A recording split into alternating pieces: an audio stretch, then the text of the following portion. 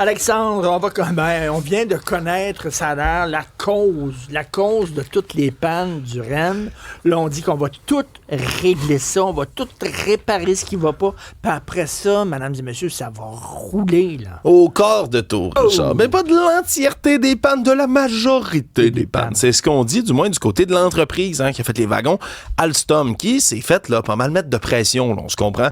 Oui, par le public, qui veut absolument comprendre pourquoi c'est toujours en panne, le REM, mais aussi par CDPQ Infra, qui est le maître d'œuvre derrière le REM, qui ont qualifié la situation d'inacceptable en ce moment. Et là, l'explication d'Alstom, eux disent que c'est l'étanchéité d'éléments électroniques sur certaines rames qui cause problème. Quand c'est pas étanche, il y a de l'eau qui rentre. Quand il y a de l'eau qui rentre, ça crée des défauts. Puis on dit que c'est presque juste ça qui aurait causé toutes les pannes. Quelques problèmes d'aiguillage aussi qu'on avait vu en lien avec la neige. Mais on se comprend que tes composantes électriques, là, quand tu fais un wagon qui est supposé se promener la moitié de l'année dans la neige, Mais oui. c'est supposé être étanche? Ben oui. Mais ce n'est pas étanche. C'était pas étanche. C'était pas étanche. C'était pas étanche. Ils ont pas, c'était pas écrit, c'est-à-dire, ça va se promener en neige, ça, là. Ouais, commandé pour Montréal, une ville où il fait l'hiver le tiers de l'année. Non, ça a l'air comme j'avais pas pensé. Voilà, donc on dit qu'on va régler ça le plus rapidement possible puis que ça devrait corriger tout ça. Ça reste à voir. Donald Trump, j'ai lu ça, il est bien inquiet pour notre hockey, l'avenir du hockey, parce qu'il a dit, là, on se rapproche trop de la Chine, et il a dit, la Chine a mis la main sur le Canada. Puis là, bientôt, la Chine va nous dire, arrêtez de jouer au hockey. Puis il dit, ça m'inquiète énormément. Puis ensuite, les Chinois vont nous dire ça, là maintenant que nous, on est les maîtres du Canada, vous allez arrêter de jouer au hockey. Ou vous allez jouer au hockey avec des baguettes.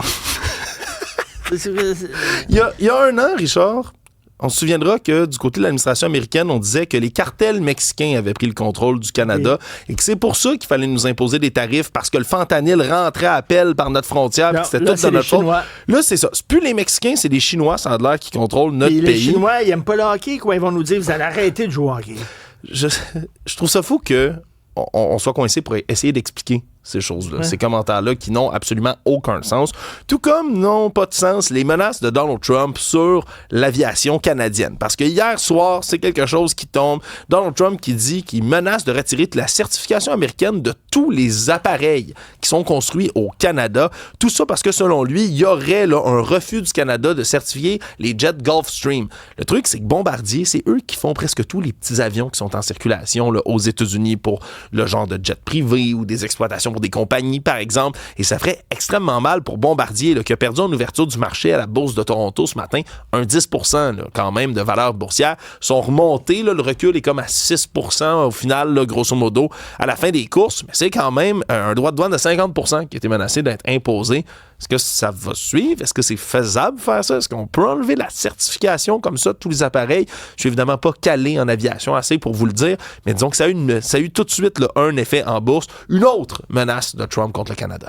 Ça, c'est vraiment pas drôle pour Bombardier quand même. Là, ça menace directement nos travailleurs, nos entreprises.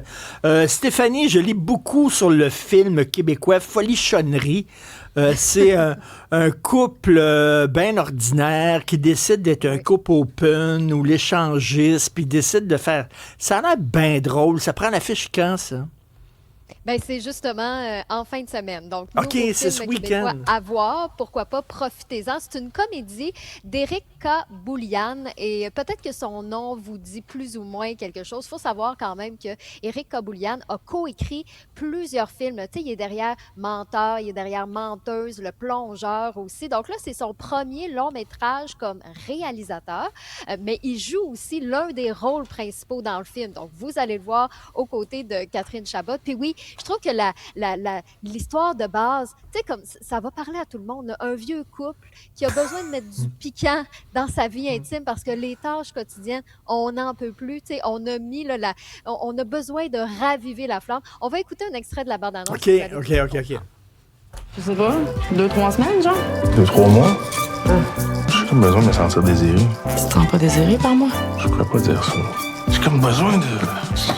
T'as l'envie des oreilles? On va faire n'importe quoi! On va ouvrir notre couple. La première ensemble, c'est évident. Écoute, moi, ça me fait rire. Le sujet me fait rire. Et il dit, le réalisateur, scénariste, il dit, je veux ramener le cul dans le cinéma québécois parce que dans les années 60, il y avait des petits films de cul là, qui mettaient en vedette Chantal Renaud, Donald Lautrec, puis tout ça. Là, c'était des comédies super poches, là, mais on voyait des fesses puis des seins de temps en temps. Puis oui, puis on montrait comme le sexe comme ludique, le fun, tout ça. Fait qu'il dit qu'il veut revenir à ça. Ben, tu sais, parce que dans le film, tout y passe, là, tu sais, échangisme, polyamour, bicuriosité, BDSM, tu sais, comme on ratisse très, très large, tous les moyens sont bons. Puis oui, puis je trouve que justement, en écoutant la bande-annonce, ça a l'air assez cru. Puis, tu sais, je me dis, ben oui, tu sais, on y va à fond, là, on joue la carte des folichonneries, puis, tu sais, on s'attend à ce que ce soit justement des couples qui vont aller voir ce film-là. Donc, j'ai bien hâte de voir. Ça a l'air d'être une comédie savoureuse qui va brasser un petit peu, là, justement. Puis, tu sais, ça va peut-être aussi amener des discussions, tu sais, le but, je pense, quand même, derrière plein d'œuvres culturelles, ben, c'est d'apporter une réflexion. Donc, tu sais, justement, est-ce que ça va créer des réflexions sur votre couple, des discussions après à la maison? Je parle pas nécessairement d'ouvrir le couple, quoique c'est peut-être ça que vous pensez actuellement, mais tu sais, juste de dire, hey, peut-être que ça fait longtemps, c'est vrai qu'on s'est pas apporté des petites attentions, puis peut-être ça va raviver. Puis je me dis, à l'aube de la Saint-Valentin, ben c'est parfait. Sinon, si jamais ça vous parle un petit peu moins, ben il y a Marty Supreme qui est toujours à l'affiche. Fait que, tu sais, c'est peut-être l'occasion, justement, si vous n'avez pas eu le temps de le voir, tu sais, pendant le temps des fêtes, c'est sorti justement là pendant cette période-là. Donc, tu sais, des fois, la vie va vite, mais c'est toujours à l'affiche. Le film qui est inspiré de la vie de Marty Reisman, qui est le prodige du ping-pong. Timothée Chalamet, qui est impeccable. Hein? Les nominations, les prix n'arrêtent pas de s'enchaîner pour son rôle.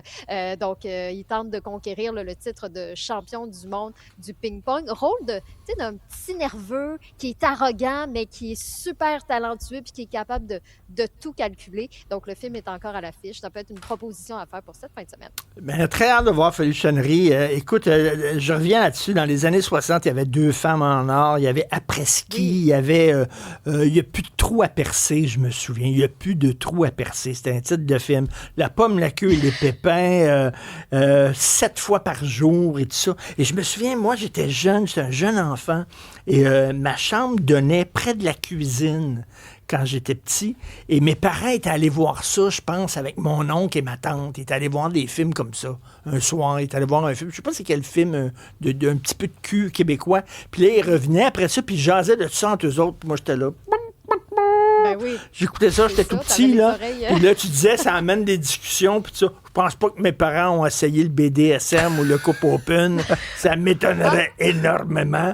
Mais en tout cas, bref, ça va nous ramener à cette époque-là. Très hâte de voir ce film-là. Merci beaucoup. Pour d'autres nouvelles du genre, allez sur le site et l'application Cube.ca.